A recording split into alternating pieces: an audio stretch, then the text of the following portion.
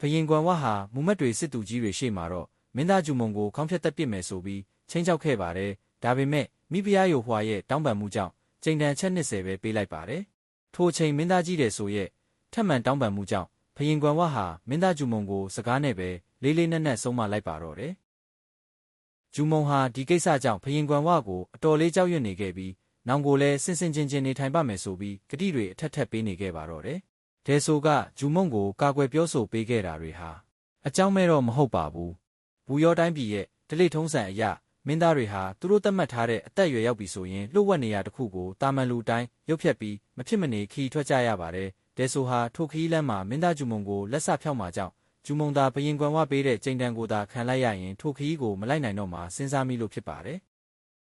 သူတို့မင်းသားတွေခီးထွက်ရမယ်ဆိုတာကူတစ်ခုတည်းကိုဖြစ်ပြီးထိုကူထဲမှာဘူယောနိုင်ငံရဲ့ဘိုးဘေးတွေထားခဲ့တဲ့ဒဲမူလေးတစ်ချောင်းရှိနေပါတယ်အခက်ခဲတွေကြော်ဖြတ်ပြီးဒဲမူလေးကိုလေးတင်နိုင်မှသာဘူယောတိုင်းပြည်ရဲ့အနာဂတ်သူရဲကောင်းတွေဖြစ်သတ်မှတ်ခံရမှာဖြစ်ပါတယ်ဘရင်ကွမ်ဝါဟာဘလို့ခြေနေမှာပဲဖြစ်ဖြစ်မင်းတို့ရဲ့တရုတ်မှန်ကိုမပြောပြရဘူးဖြစ်ကြောင်းတဦးကိုတဦးကူညီရမှာဖြစ်ကြောင်းပြောပြပြီးထိုကူရှိရာကိုမြေုံပေးပြီးခီးထွက်ခိုင်းပါတော့တယ်ခီးတစ်ဝက်လောက်ကိုမင်းသားကြီးတဲ့ဆိုကဥဆောင်နေခဲ့ပြီးအနားယူတဲ့တနေရာရောက်မှာတော့ဂျူမုံကိုရှင်းပစ်ဖို့အတွက်စဉ်းစားပါတော့တယ်မင်းသားရောင်ဘိုဟာအနှဲငယ်မြောက်ပင့်ပြီးနောက်နေ့ကျရင်မင်းကဥဆောင်ရမယ်လို့ပြောလိုက်ပါတယ်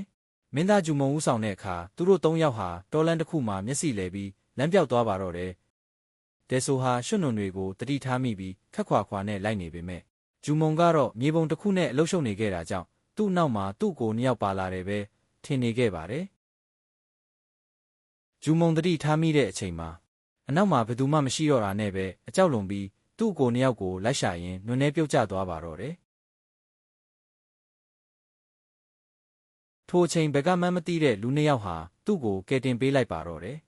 ဂျူမုံကိုကယ်တင်ပေးလိုက်တဲ့သူတို့ကဆိုစောနိုနဲ့ဦးဒေးတို့ဖြစ်ပါတယ်မိန်းကလေးဆိုစောနိုဟာခေါင်းဆောင်ယွန်ဒါဘရဲ့သမီးဖြစ်ပြီးဦးဒေးကတော့လုံခြုံရေးအဖွဲ့ခေါင်းဆောင်ဖြစ်ပါတယ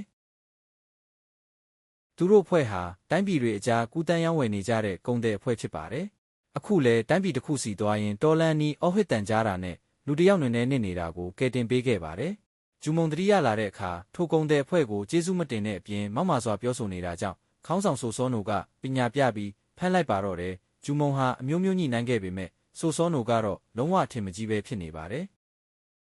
်တကယ်တော့သူတို့အဖွဲ့ဟာတာမန်ကုန်တဲ့အဖွဲ့မဟုတ်ပဲတရားမဝင်လက်နက်ရောင်းဝယ်တဲ့အဖွဲ့တစ်ခုပဲဖြစ်ပါတယ်သူတို့လာရောင်းတဲ့လက်နက်တွေဟာအရေးသွေးမြင့်ပေမဲ့တစ်ဖက်ကစစ်သားတွေကအထင်သေးခဲ့တာကြောင့်အယောင်းဝယ်ပြတ်သွားခဲ့ပါတော့တယ်ဒါအပြင်ထိုစစ်တီတွေနဲ့လည်းတိုက်ပွဲဖြစ်ခဲ့ပါတယ်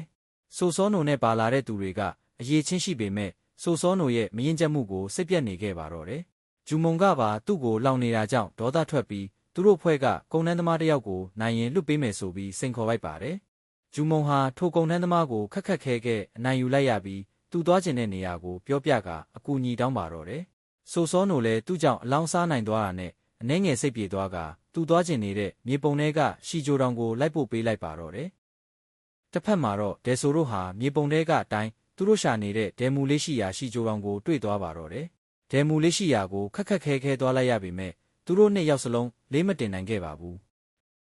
ဂျူမုံကထိုကုန်တဲ့အဖွဲ့ကိုကျေးဇူးတင်ခဲ့ပြီးဘူယောကိုရောက်ရင်သူ့ကိုလာရှာဖို့ပြောကသူကမင်းကြီးကွမ်ဝါရဲ့တတိယမြောက်သားဖြစ်သူမင်းသားဂျူမုံဖြစ်ကြောင်းဆိုစောနိုကိုတိုးတိုးလေးပြောသွားပါတော့တယ်ဆိုစောနိုကတော့သူ့ကိုအယူတယောက်လိုပဲထင်လိုက်ပါတော့တယ်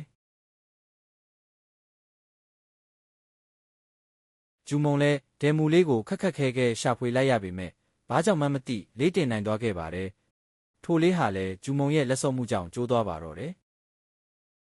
ဒါအပြင်ထိုတောင်ရဲ့တနေရာမှာသူ့ကိုယ်တွေကိုတွေ့တဲ့အခါဝမ်းသာသွားပေမဲ့သူ့ကိုထောင်ချောက်ထဲကျစေခဲ့ကတေးစေခြင်းခဲ့ကြောင်းအမှတ်တမဲ့ကြားမိပါတော့တယ်ဂျူမုံလည်းအကို2ယောက်ကိုအတော်လေးကြောက်ရွံ့သွားပါတော့တယ်ဒဲဆိုနဲ့ရောင်ဘိုတို့ဟာနန်းတော်ကိုအရင်ပြန်ရောက်ခဲ့ပြီးဘရင်ကွမ်ဝါစီရောက်တဲ့အခါတော်လန်ခီးမှာဂျူမုံကပျောက်သွားကြောင်းပြောပြလိုက်ပါတယ်ကွမ်ဝါကအကျိုးကြောင့်မေးတဲ့အခါမှာတော့ဂျူမုံပျောက်သွားတဲ့တော့ဟာအရင်ကတိုက်ပွဲဖြစ်ခဲ့တဲ့နေရာဖြစ်ပြီးထောင်ချောက်များစွာရှိကမင်းသားတစ်ပါးမဆိုထားနဲ့တော်ကျွမ်းတဲ့မူဆိုးတွေတောင်အင်မတန်ဂရုစိုက်ရတဲ့နေရာကြီးဖြစ်နေပါတော့တယ်